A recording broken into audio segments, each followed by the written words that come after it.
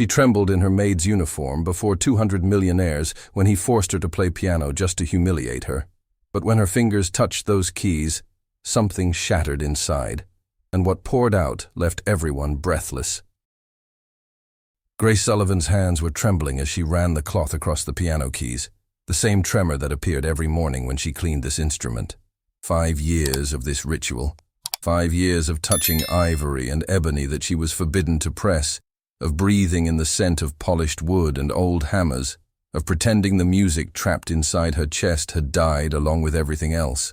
The early light filtered through the ballroom's massive windows, turning dust particles into floating gold. Grace moved her cloth in careful circles, the way she'd been taught. Never rush, never leave streaks, be invisible. She knew the sound of footsteps in this house the way a mother knows her baby's cry. The sharp click of Mr. Harrison's Italian leather shoes on marble meant he was in a mood, the kind where servants either got fired or ignored, nothing in between.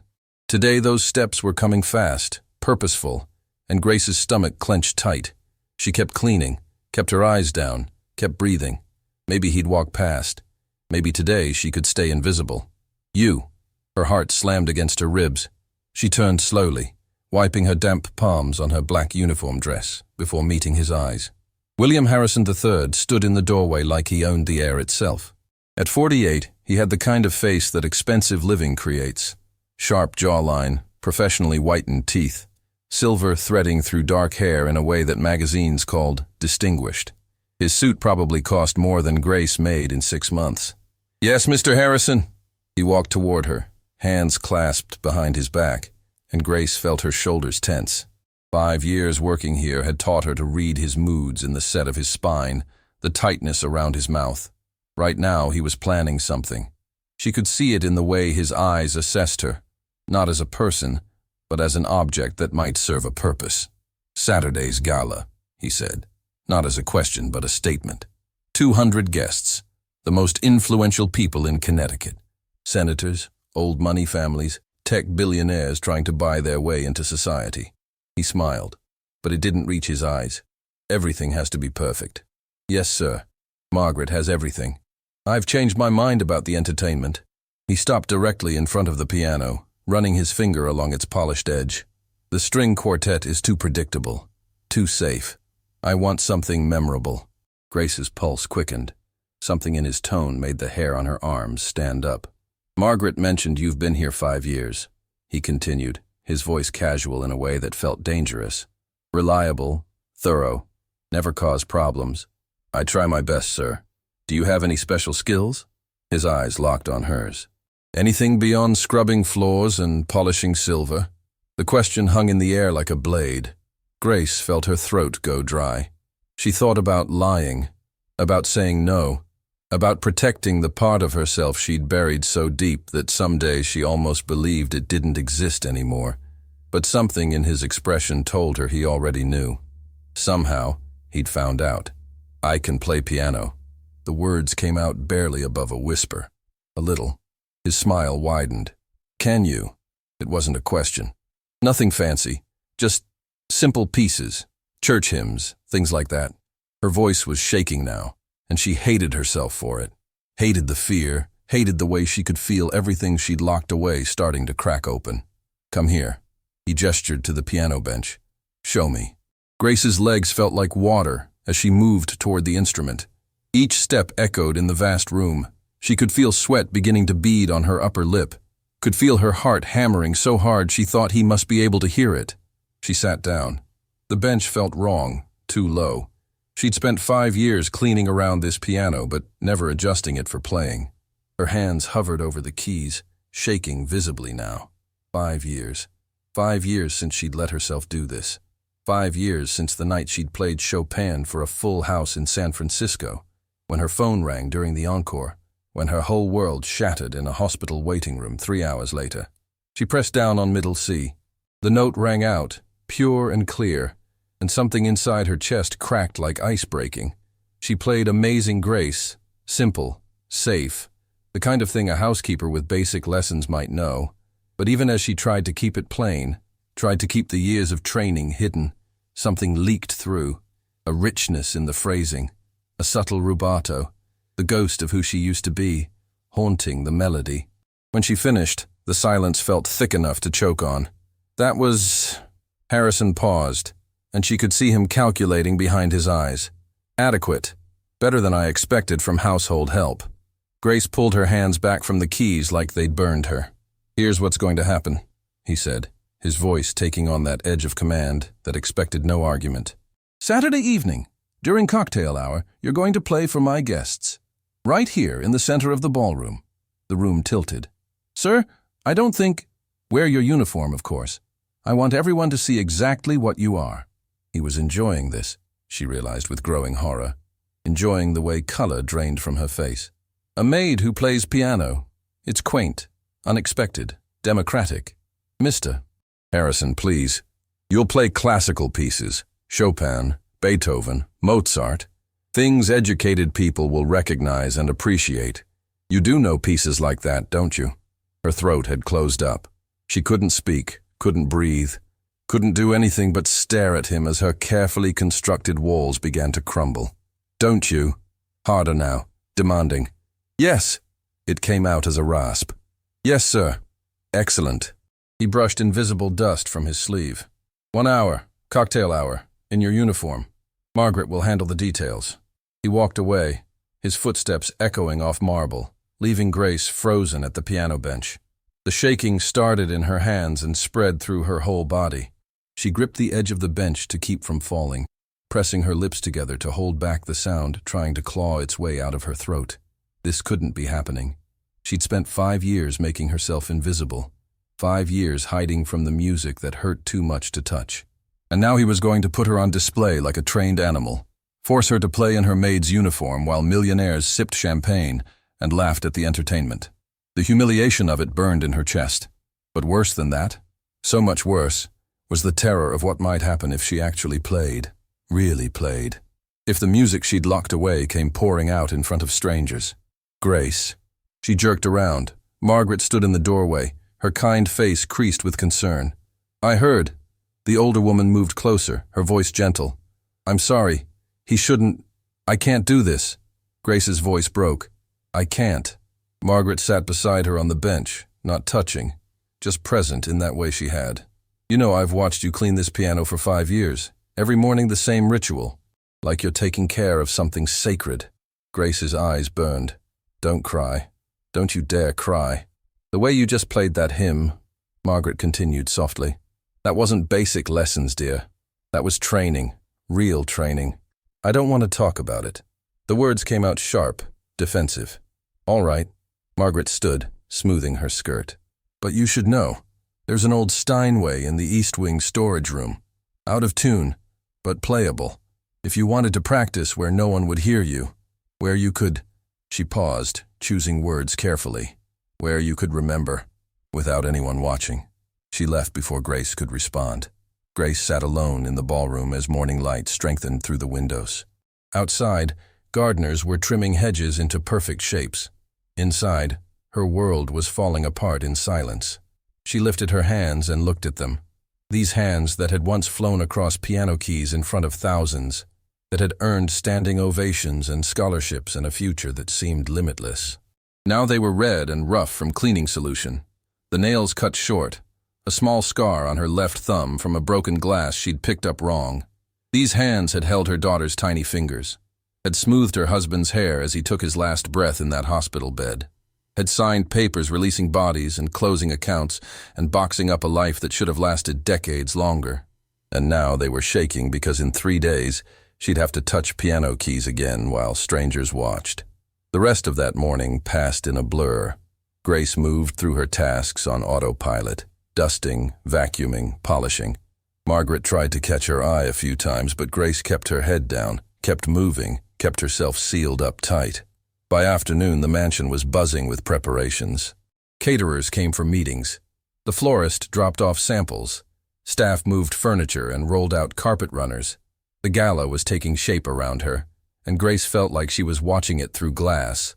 That evening, after the house had settled into quiet and the other staff had retreated to their rooms, Grace found herself climbing the stairs to the East Wing.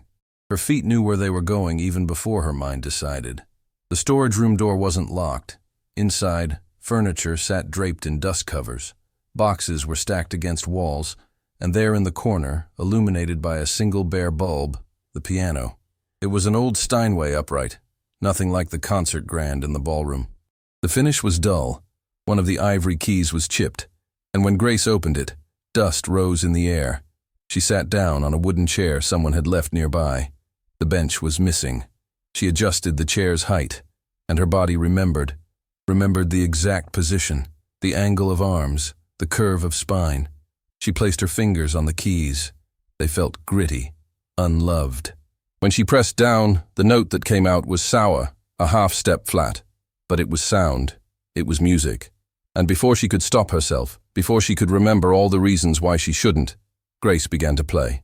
The muscle memory was still there, buried under 5 years of denial.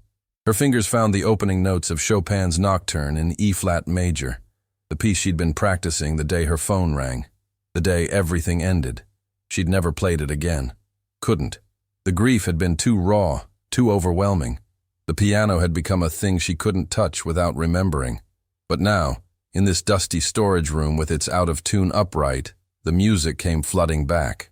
Her hands remembered even if her heart wasn't ready. The notes spilled out, sour and beautiful and devastating, and Grace felt tears streaming down her face before she realized she was crying. She played until her fingers ached, played until the bare bulb seemed to dim, and the world narrowed to just her hands and the keys and the music that wouldn't stay buried anymore. When she finally stopped, her cheeks were wet and her whole body was shaking. But something had shifted.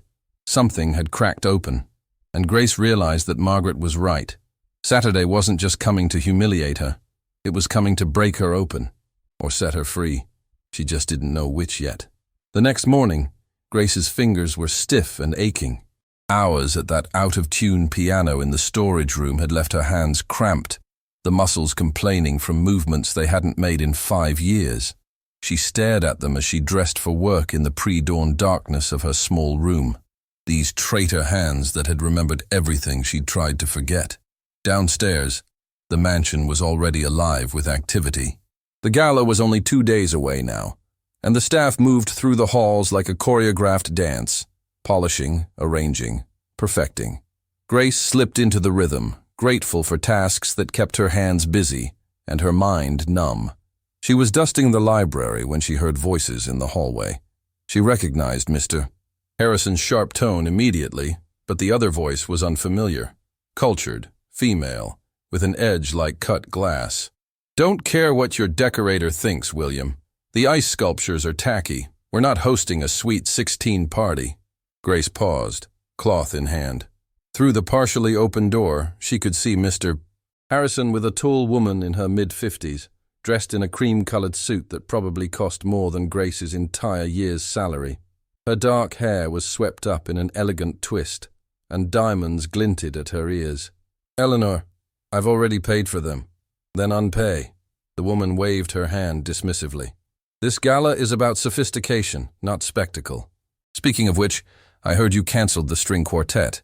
Please tell me you found suitable replacement entertainment." Grace's stomach clenched. She pressed herself against the bookshelf, trying to become invisible. "Actually, I have something rather unique planned." Mr. Harrison's voice carried that note of self-satisfaction that made Grace's skin crawl. "One of my household staff plays piano. Classically trained, apparently. I thought it would be charming." The silence that followed felt dangerous. "You're going to have a maid play at my charity gala." Eleanor's voice had gone very quiet, very cold. "A maid, in uniform, for 200 of the most influential people in Connecticut. It's unexpected. It's humiliating." Eleanor stepped closer to him, and Grace could see the fury in her posture. "For her, yes, but more importantly for me. This gala raises money for the Children's Hospital, William. It's my late daughter's legacy, and you want to turn it into a circus act?" Grace's heart was hammering. She'd known the gala was a fundraiser, but she hadn't known the details. Hadn't known it was personal for someone. "Eleanor, listen." "No, you listen." Eleanor's voice was steel wrapped in silk.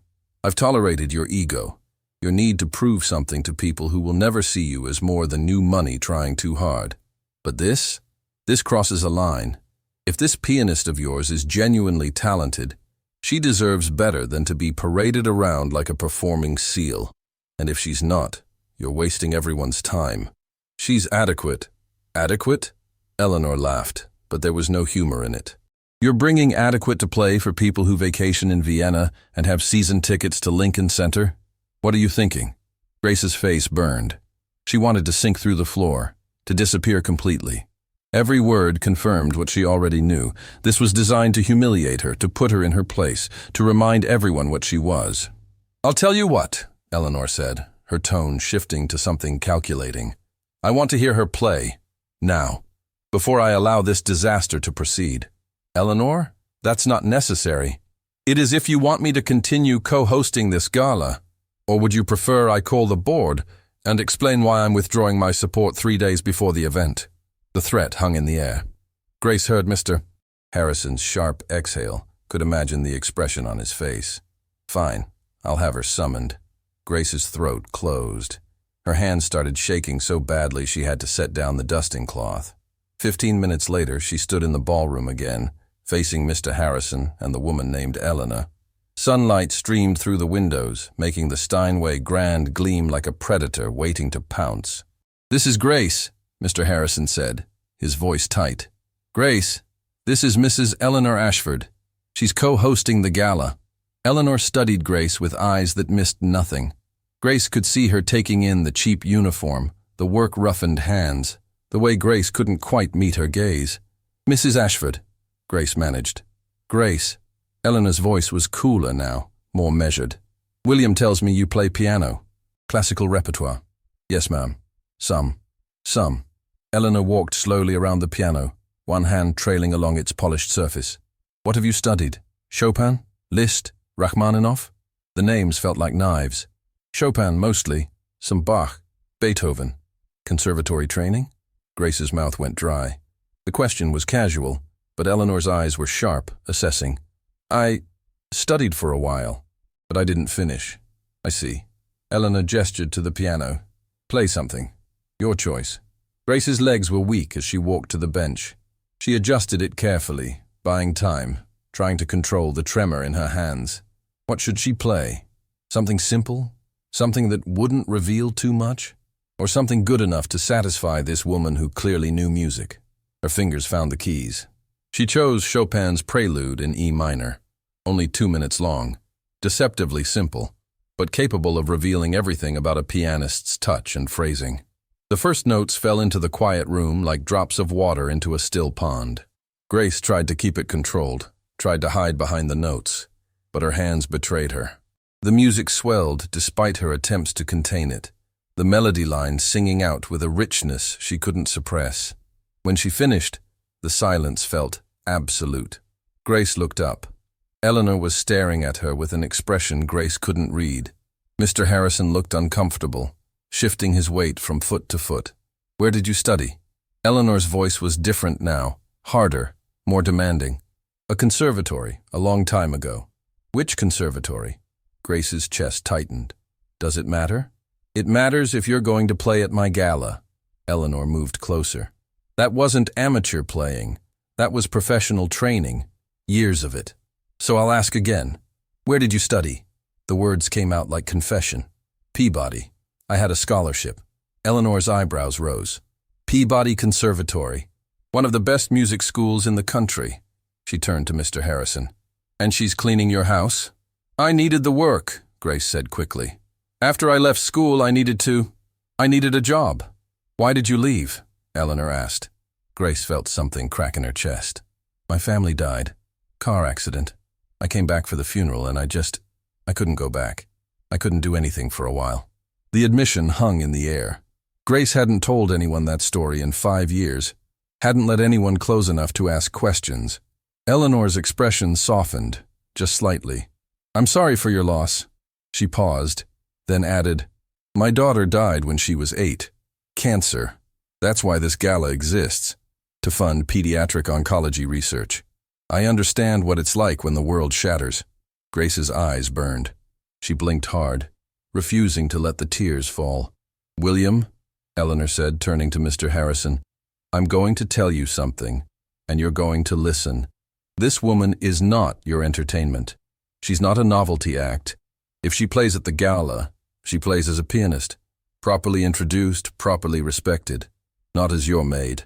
Eleanor, those are my terms. Take them or the gala is cancelled. Mr. Harrison's face went red. You can't. I can. I will. Eleanor's voice was calm, final. Grace will play, but she'll be treated as the musician she clearly is. She'll wear appropriate concert attire, which I will provide. She'll be properly introduced, and you will show her the respect she deserves. Or so help me. I'll make sure every person in Connecticut society knows exactly what kind of man you are. The threat was clear. Grace watched Mr. Harrison's face cycle through rage, calculation, and finally resignation. Fine, he bit out. Whatever you want. Good. Eleanor turned back to Grace. Can you prepare a full hour of repertoire by tomorrow evening? Grace's mind was reeling. Yes, I think so. Then that's what you'll do. Eleanor pulled a card from her purse and handed it to Grace. This is my personal number. If William gives you any trouble, any at all, you call me immediately. Understood? Grace took the card with shaking hands. Yes, ma'am. Thank you. Don't thank me yet. You have a lot of work ahead of you. Eleanor's expression softened slightly. But Grace, what I heard just now, that was gift. Don't waste it cleaning houses. She swept out of the ballroom, leaving Mr.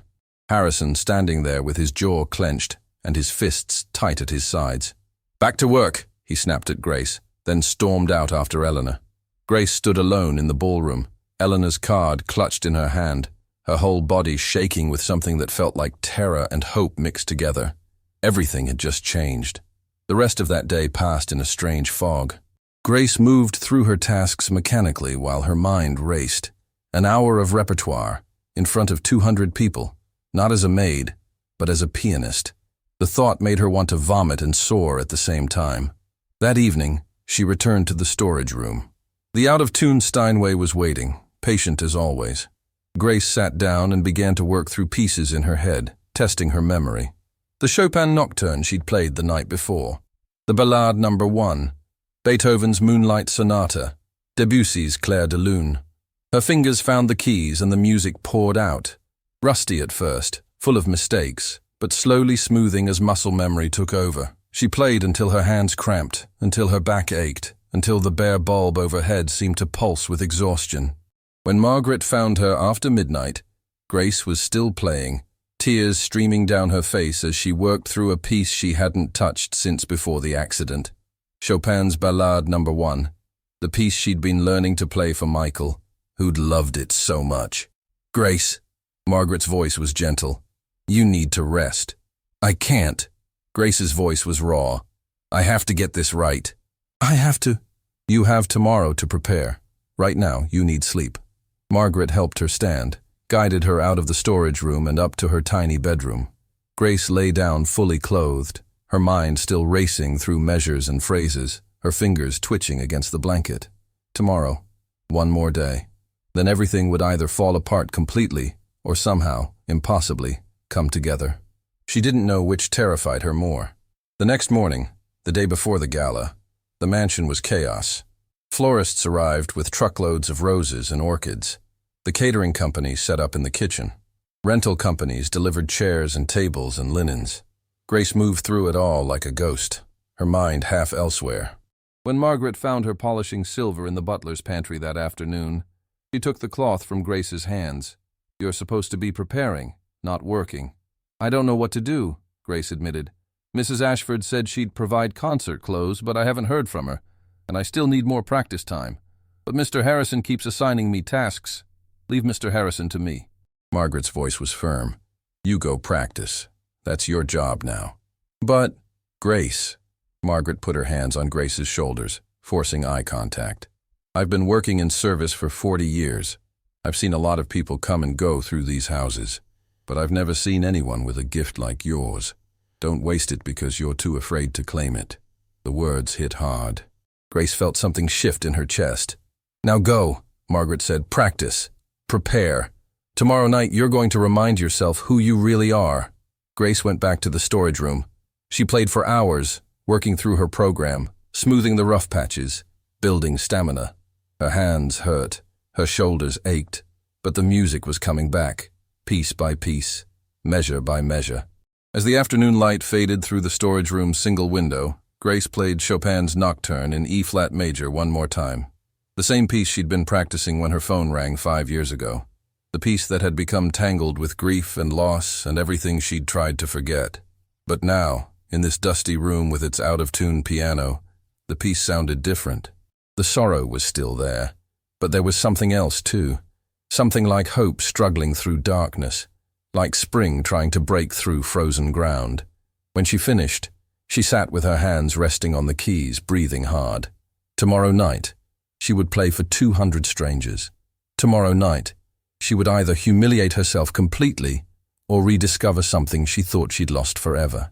Tomorrow night, everything would change. She just had to make it through one more day. Grace woke before dawn with her heart already pounding. She'd barely slept. Every time she closed her eyes, she saw the Steinway Grand waiting in the ballroom like a judge ready to deliver verdict. Her hands cramped when she flexed them, stiff from yesterday's hours of practice. What if she froze? What if 5 years of silence had broken something that couldn't be fixed? She lay in darkness, listening to the house wake around her. Footsteps in the hallway, water through old pipes, the distant clatter of the catering staff arriving early. Today, everything happened today. Grace forced herself up and stood at her window, watching sunrise over the Connecticut hills. The grounds looked peaceful, gardens manicured, fountain running, everything in its place.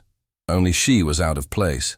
A pianist pretending to be a maid, or a maid pretending to be a pianist. By mid-morning, the mansion was chaos. Grace tried to help with preparations, but Margaret kept steering her away. "You're not staff today," Margaret said firmly, physically turning Grace around when she tried to carry champagne flutes. "You're a performer. Act like one." "I don't know how anymore," Grace's voice cracked. Margaret's expression softened. "Then you'll remember. Now go to your room. Mrs. Ashford sent something. It arrived an hour ago." In Grace's small room, a white box sat on her bed, tied with black ribbon. Her hands shook as she opened it. Inside, wrapped in tissue, was a dress. Simple black silk, elegant lines, modest neckline. The kind of dress that whispered instead of shouted, that said the wearer didn't need embellishment because her talent spoke for itself. Underneath, a note in Eleanor's precise handwriting. "Grace, a real musician doesn't need sparkle. Let your playing dazzle them. The dress is yours to keep, whatever happens tonight. You have more courage than you know." E.A. Grace sat on her bed, holding the note with trembling hands. When was the last time someone had seen her, really seen her, as more than a body filling space? The tears came hot and fast. She pressed the note against her chest and let herself cry. For Michael and Lily, for the life she'd lost, for 5 years hiding, for the terror of what tonight might bring. When the tears stopped, something had shifted. The fear was still sharp and real, but beneath it was something almost like determination. She had hours to prepare, to practice, to remember who she used to be. Grace went to the storage room one last time. The out-of-tune Steinway waited like an old friend.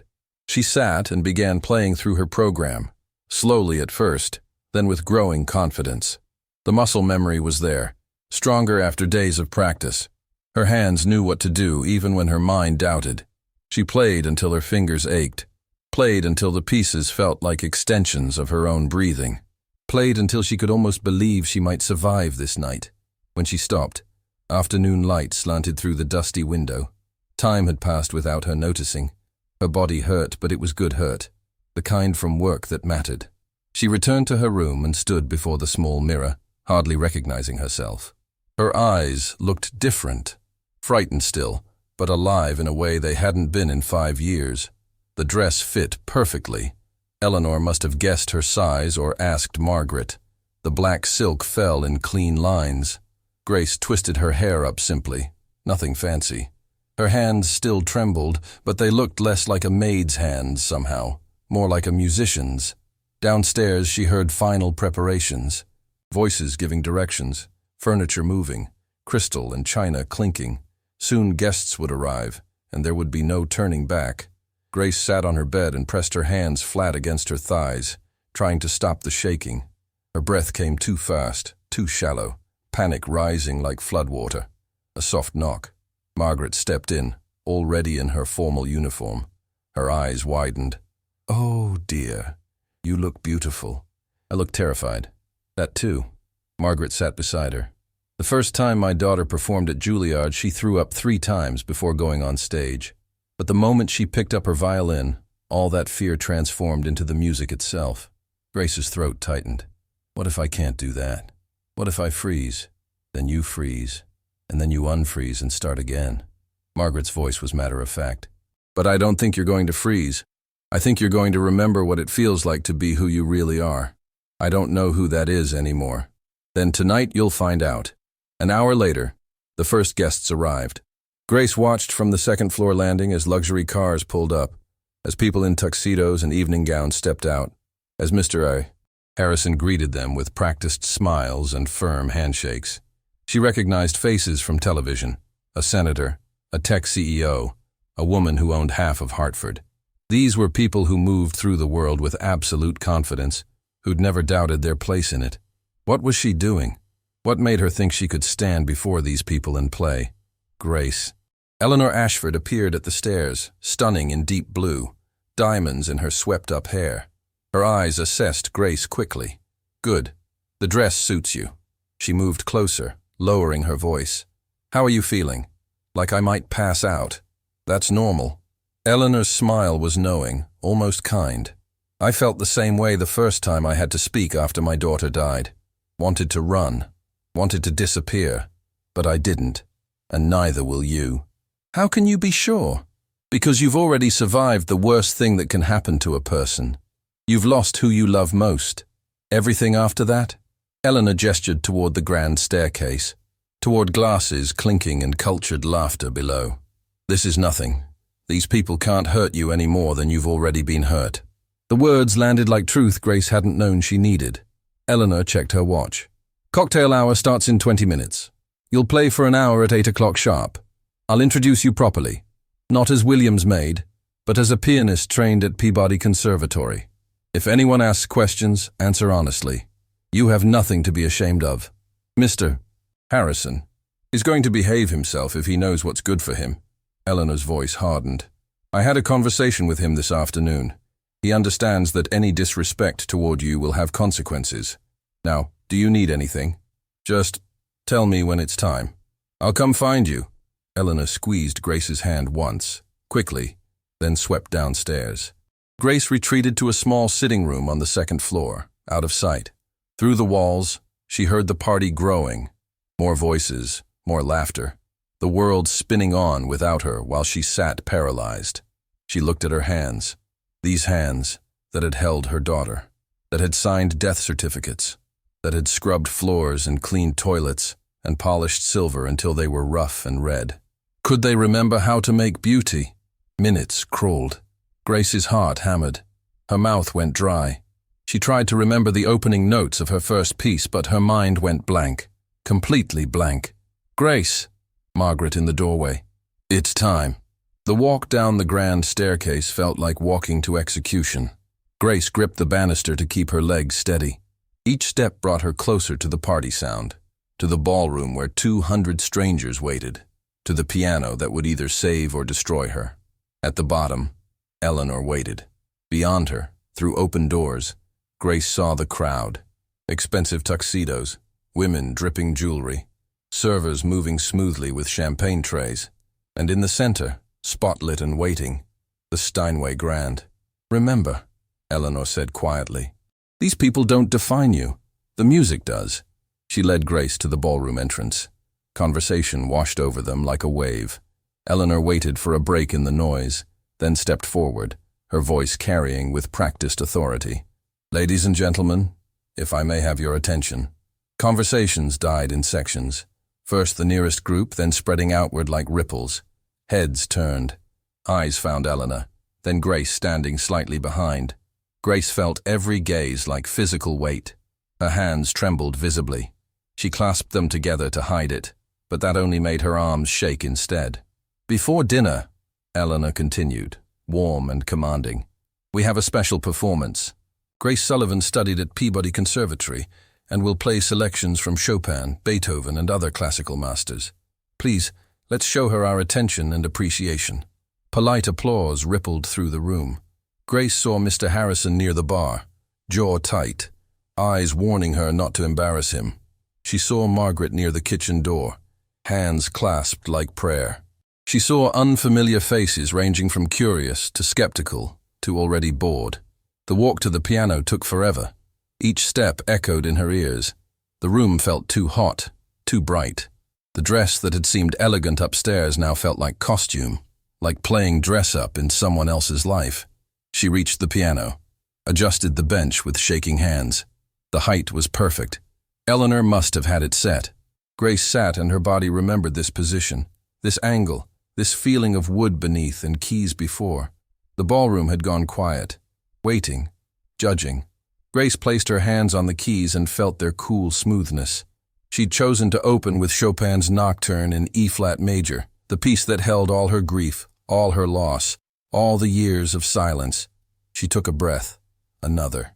Her hands shook so badly she didn't know if she could press the keys. This was a mistake. She wasn't ready. She couldn't do this. But then, unbidden, a memory. Lily at 4 years old, sitting under the piano bench during practice, small hands pressed against the floor to feel vibrations. "Mommy, I can feel the music in my tummy."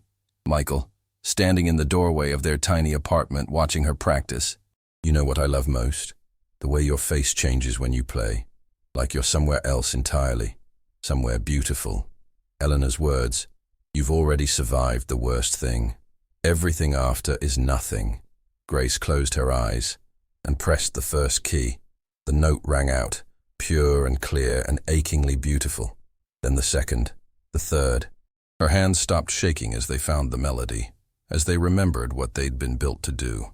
The nocturne opened like a flower, gentle at first, tentative, testing. Grace could feel the room holding its breath. She kept her eyes closed and let her fingers find the way forward. Let the music start to flow. The melody emerged, singing and sorrowful. Grace shaped each phrase carefully, letting emotion build slowly. This was the piece she'd been playing when her world ended. Now she played it as someone who had survived that ending, who had lived through 5 years in the aftermath, who was somehow still here, still breathing, still capable of making sound into beauty. The music swelled. Grace's hands moved across keys with growing confidence, muscle memory taking over. She wasn't thinking about people watching, wasn't thinking about Mr. Harrison's schemes or her own terror. She was just playing, letting years of grief and loss and buried joy pour through her fingers into the air. The first section ended softly, melody dissolving into silence. Grace took a breath.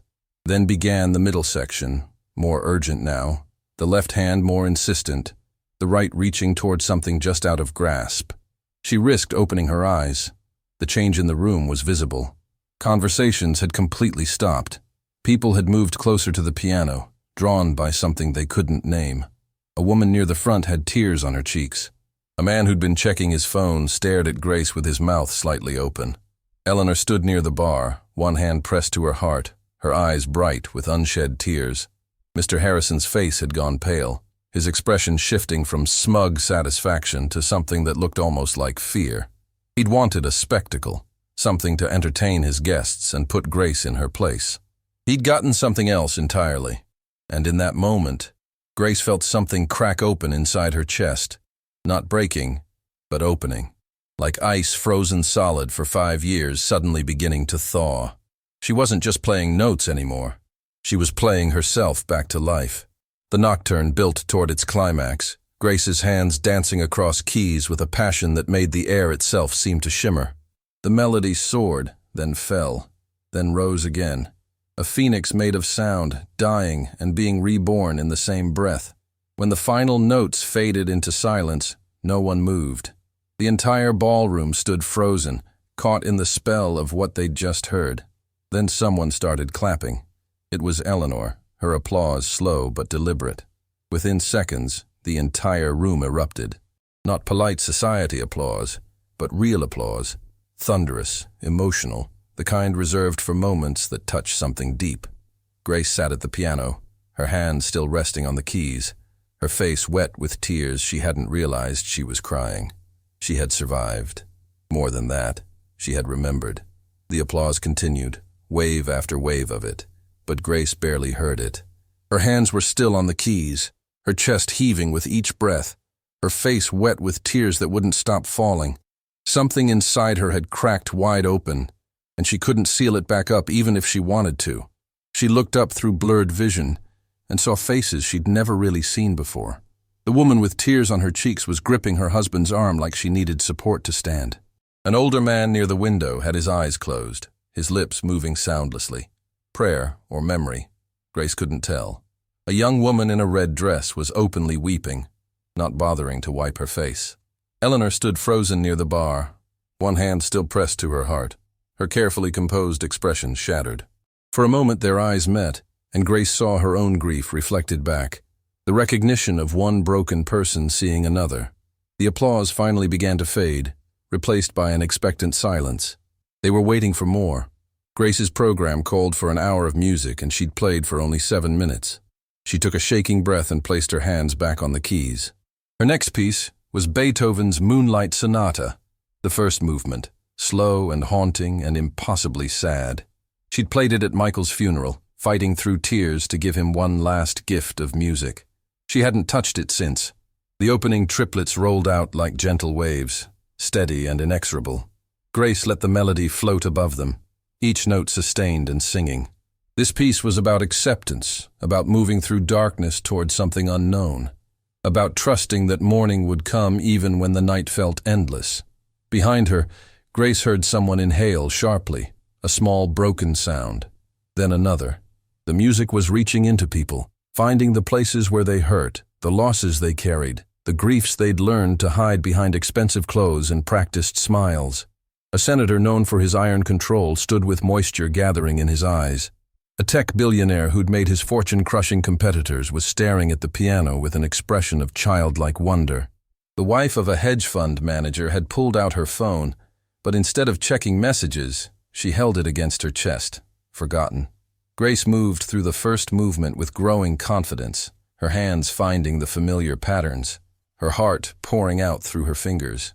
The piece built slowly toward its climax, then released, then built again, breath after breath after breath. When she reached the final measures, she let them dissolve into silence slowly, carefully, like releasing something precious into the air. The quiet that followed was different now, heavier, more present. These people weren't just listening anymore. They were feeling, maybe for the first time in years, maybe for the first time ever. Grace didn't wait for applause this time. She moved directly into Chopin's Ballade No. 1, the piece she'd been learning for Michael, the one that had remained unfinished when he died. The opening was dramatic, almost violent, a storm of sound that announced itself without apology. Her hands flew across the keys, years of grief transforming into something fierce and powerful. This wasn't gentle anymore. This was rage and sorrow and refusal to surrender. This was 5 years of silence, finally finding a voice. Near the doorway, Mr. Harrison's face had gone from pale to flushed. His hands were clenched at his sides, his jaw working. Grace could see him calculating, realizing that his plan to humiliate her had backfired spectacularly. He'd wanted a trained monkey to amuse his guests. He'd gotten an artist instead. He took a step toward the piano.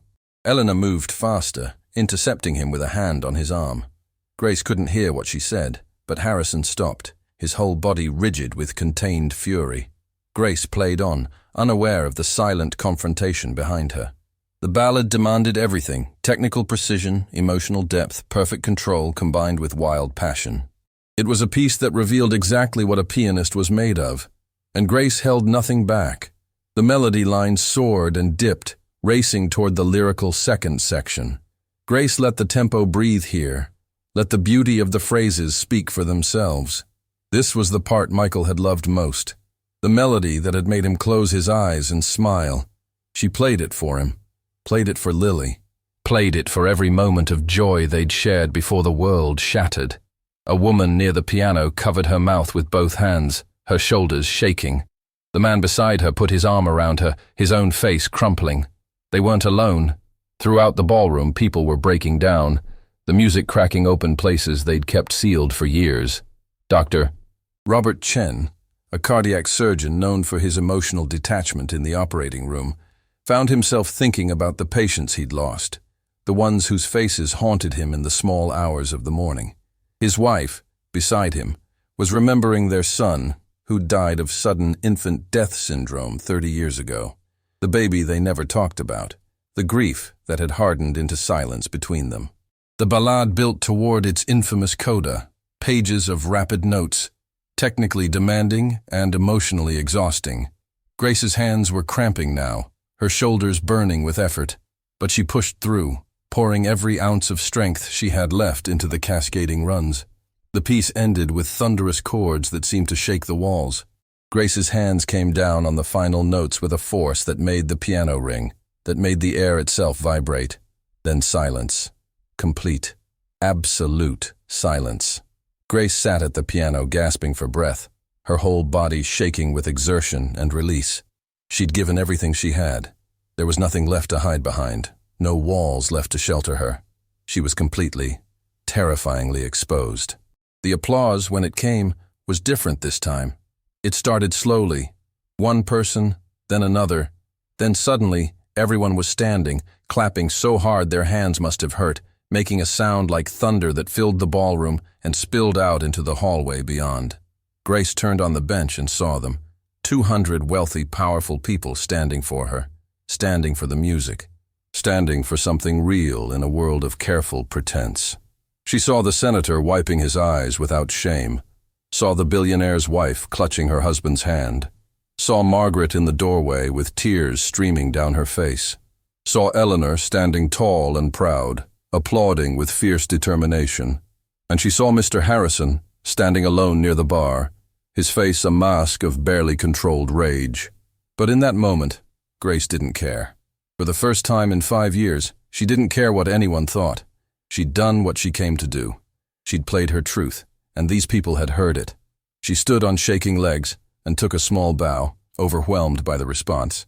The applause continued, rolling over her in waves. People were calling out, "Bravo! Beautiful! More!" Eleanor made her way through the crowd to the piano, her elegant composure restored, but her eyes still bright with emotion. She took Grace's hand and squeezed it, then turned to address the room. "Ladies and gentlemen," she said, her voice carrying despite the noise, "I think we can all agree that Grace Sullivan is a remarkable talent. Perhaps we should give her a moment before she continues?" The crowd murmured agreement, people turning to each other to talk in hushed, awed tones. Servers materialized with champagne, and the room slowly began to shift back toward normalcy, though Grace could see that something fundamental had changed. People were softer somehow, more human. The masks they wore had slipped. Eleanor guided Grace away from the piano, toward a quiet corner near the windows. Margaret appeared with a glass of water, pressing it into Grace's trembling hands. "Drink," Margaret ordered gently. "You're shaking." Grace drank, the cool water soothing her raw throat. She hadn't realized she'd been crying while she played, but her face was wet, her eyes swollen. "That was extraordinary," Eleanor said quietly. "In 40 years of attending concerts, I've rarely seen playing like that. Never in a private home." "I didn't know," Grace whispered. "I didn't know I still could." "Could what?" "Feel. The music. Feel anything." Grace's voice broke. "I've been numb for so long." Eleanor's expression softened. "My daughter died 12 years ago. For the first 5 years, I was a ghost, breathing, walking, talking, but not really alive. Everyone told me time would heal it. They were wrong. Time didn't heal anything. But one day, I was at a charity event, and a children's choir sang, and something cracked open inside me. The grief came flooding back, but so did everything else. All the love I'd felt for her, all the joy we'd shared. And I realized I'd been so afraid of the pain that I'd locked away the beauty too." Grace nodded, tears spilling over again. "That's exactly it. I locked it all away. The music, the memories, everything. I thought if I didn't touch the piano, if I didn't let myself remember, it wouldn't hurt so much. But it hurt anyway. Eleanor finished softly. It hurt anyway. They stood together in silence for a moment. Two women who understood loss in a way most people never would. "You have 30 minutes left in your program," Eleanor said finally. "What will you play?" Grace looked back at the piano, gleaming under the lights. She thought about the pieces she'd prepared, the safe classical repertoire that would satisfy the audience without revealing too much more of herself. But she was done playing it safe. "Something I wrote," Grace said, "years ago before the accident. I never performed it for anyone, never even wrote it down properly. It just lived in my head and my fingers." Eleanor's eyes widened. "An original composition?" "A goodbye," Grace said, "to everything I lost.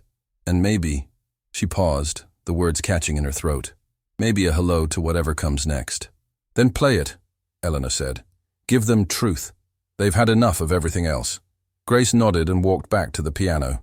The room quieted as people saw her return, conversations dying away, all eyes turning back to her. She sat down and placed her hands on the keys. For a moment she just breathed, finding center, finding courage. Then she began to play. The piece opened softly, tentatively, a question being asked without words. The melody was simple at first, almost childlike, like Lily's voice asking why the sky was blue, why birds could fly, why people had to die.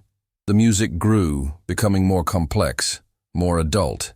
This was Michael's theme, steady, supportive, the bass line holding everything together, even as the melody soared above it. Then came the dissonance, the wrong notes, the broken chords, the moment when everything shattered and the music fell apart into chaos and pain. Grace played through it, her face wet with tears, her hands shaking but still moving, still finding the notes even as the piece tore her apart. This was the funeral. This was the empty house. This was 5 years of scrubbing floors and hiding from herself. But slowly, gradually, the chaos resolved. A new melody emerged, quieter than before, sadder, but somehow still alive, still breathing, still finding notes in the darkness. The piece ended the way it had begun, with that simple childlike question. But this time, there was something else underneath it. Not an answer exactly, but maybe acceptance, maybe hope. Grace played the final note and let it ring out until it faded completely into silence. She sat with her head bowed, her shoulders shaking, her hands finally still. The silence lasted for heartbeat after heartbeat. Then Eleanor began to applaud, and the room erupted again. But this was different. This wasn't just appreciation for technical skill. This was recognition. These people had witnessed something sacred, something true, and they knew it. Grace looked up and saw faces transformed by emotion. The masks were gone now, completely gone. These weren't millionaires and senators and CEOs anymore. They were just people who hurt, who loved, who'd lost things they could never get back. They were just human, and so was she. The applause faded, leaving Grace alone at the piano in sacred silence. Her hands trembled on the keys, her face wet with tears. She'd stripped herself bare in front of 200 strangers, and now she sat exposed, waiting for whatever came next. What came next was Mr. Harrison. He materialized beside the piano, his face a careful mask that couldn't hide the fury underneath. His voice was low, tight. "That's enough. Dinner service is beginning. You're dismissed." Grace looked up at this man who'd tried to humiliate her. For 5 years, she would have obeyed instantly, scurried away with her head down, but something had changed. "No," she said quietly. His smile froze. "Excuse me?" I said no. Grace stood, facing him. Her legs shook, but her voice was steady. "I was hired for an hour. I've played 45 minutes. I have 15 left. I'm telling you, and I'm telling you that I'm not finished." Something fierce rose in her chest. "You wanted classical music. You're going to get it." They stood locked in confrontation. Eleanor was watching from across the room. Several guests had noticed, conversations pausing. Harrison's jaw clenched. 15 minutes. Then you pack your things and leave. You're fired." "I know," Grace said. "I wouldn't stay if you begged me." Surprise flickered in his eyes. He turned and walked away, shoulders rigid with rage. Grace sat back down. Her heart pounded. She'd just quit her job, burned her only bridge. She didn't know where she'd sleep tomorrow, or how she'd eat, and she'd never felt more free.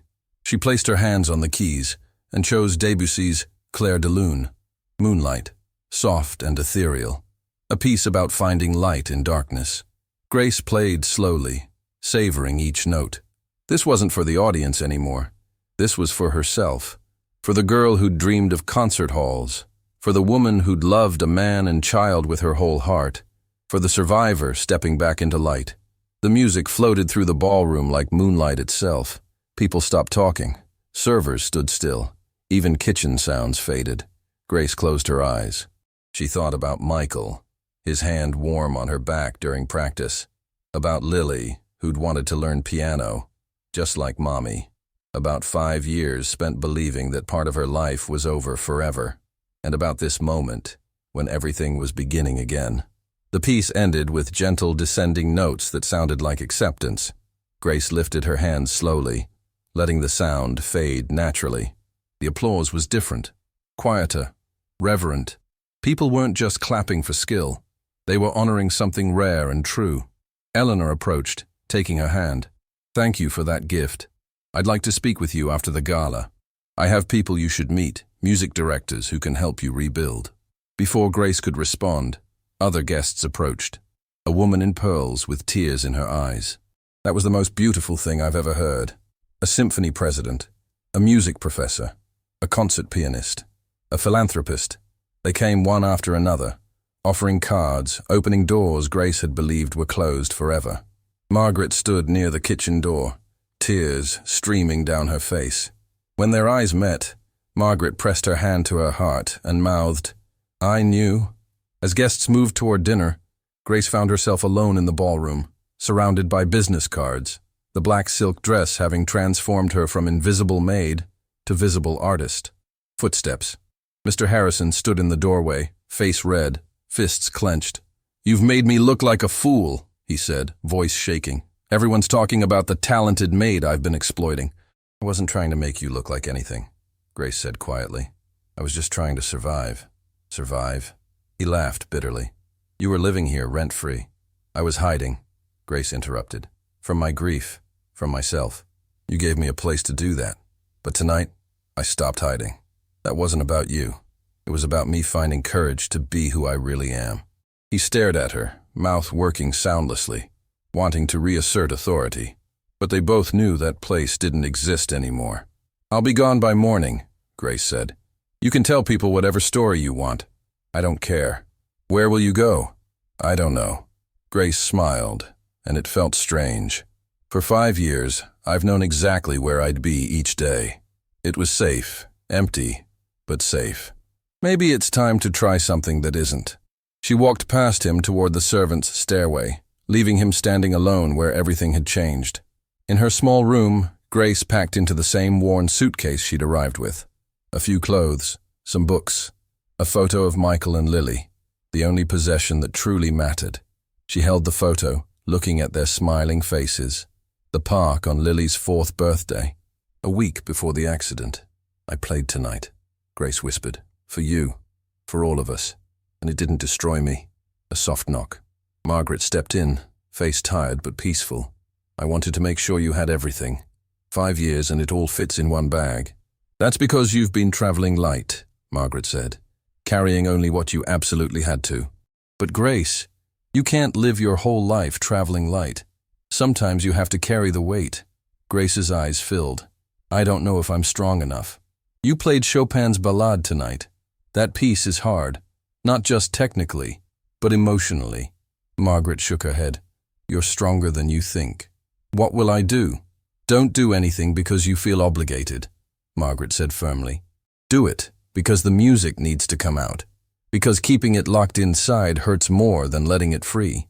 The words settled deep in Grace's chest. "How did you know?" Grace asked. "About the music? I've been cleaning houses 40 years. You learn to see people. And I saw how you touched that piano, like it was sacred." She paused. "My daughter looked at her violin the same way, like it was part of her soul made visible." "I'm so sorry about your daughter. Sarah lived more in 26 years than most do in 80. She played her truth right up until the end." Margaret's eyes were bright. "Tonight, watching you, I saw her again. that same fierce commitment to truth. It would have made her proud. They embraced, two women bound by loss and music. When Margaret left, Grace lay on her narrow bed one last time. Tomorrow she'd walk out with nowhere to go and no plan. But tonight, with memory of music still singing through her bones, Grace felt something she hadn't felt in 5 years. Hope. 3 months later, Grace stood backstage at a small concert hall in Hartford, hands shaking. It wasn't Carnegie Hall, just a modest venue holding 200 people, hosting emerging and returning artists.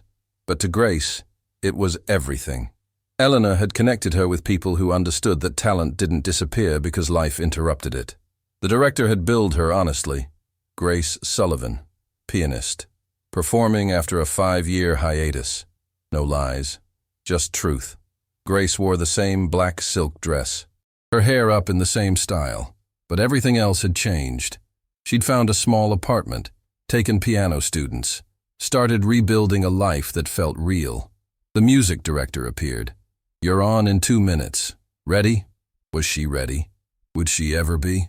But maybe ready wasn't the point. Maybe the point was just to show up, to be honest. "I'm ready." She walked onto the stage. The applause was warm, but small. These were music lovers who'd come because they loved live music. Grace sat at the piano and looked out. In the third row, Eleanor, elegant as always. Beside her, Margaret in her Sunday best, face glowing. And in the back row, standing like he wasn't sure he belonged, was Mr. Harrison. Their eyes met. Grace saw something new in his face, something that might have been respect or regret or just recognition of having witnessed something he couldn't understand but couldn't deny. She didn't acknowledge him, just turned to the piano and placed her hands on the keys. She played her truth, the grief and joy, the loss and survival, the silence and this moment of sound. She played for Michael and Lily, for Margaret's daughter Sarah, for Eleanor's lost child, for everyone who'd had to find their way back after the world broke them. When she finished, the applause was real and warm, not overwhelming, but something better, genuine appreciation from people who recognized honesty. Grace stood and took her bow. She understood something fundamental. She hadn't needed to be extraordinary. She just needed to be true. And somehow, in being true, she'd found her way back to extraordinary. After the concert, Eleanor approached. "Grace, that was wonderful. I have someone." "Mrs. Ashford," Grace interrupted gently. "Thank you for everything, for seeing me when I couldn't see myself. But I need to do this my way now. Small steps, honest steps. Building something real instead of trying to recapture what I lost." Eleanor nodded slowly. "You're wise. I'm not wise. I'm just learning there's no going back, only forward. And forward doesn't have to mean fame or success. It just means playing because I need to, because the music has to come out." She saw Mr. Harrison leaving, slipping out without speaking.